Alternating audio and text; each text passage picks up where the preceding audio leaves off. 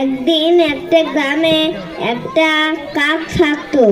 সেদিন খুব গরম পড়েছিল।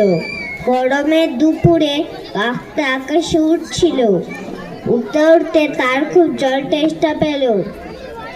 সে কোথাও জল পাচ্ছিল না। উঠতে উঠতে তার খুব জল তেষ্টা পেল। সে কোথাও জল পাচ্ছিল না। কাক একটা বড় গাছের ডালে গিয়ে বসলো। কাকটা সেখান থেকে দেখতে পেল দূরে একটি বাগানে একটি মাটির কলসি পড়ে আছে। সে ভাবলো কলসির জল আছে, তাই জন্য সে উড়ে উড়ে কলসির উপরে গিয়ে বসলো।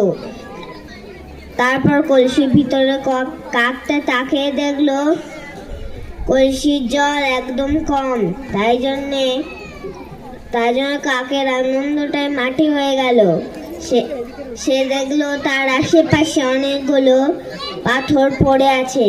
সে পাথরগুলো দেখে কাকটা খুশি হলো।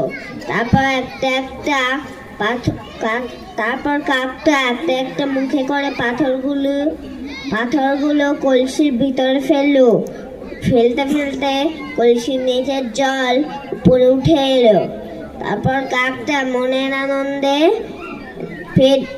কলসির সব জল খেয়ে তার তেষ্টা মেটালো।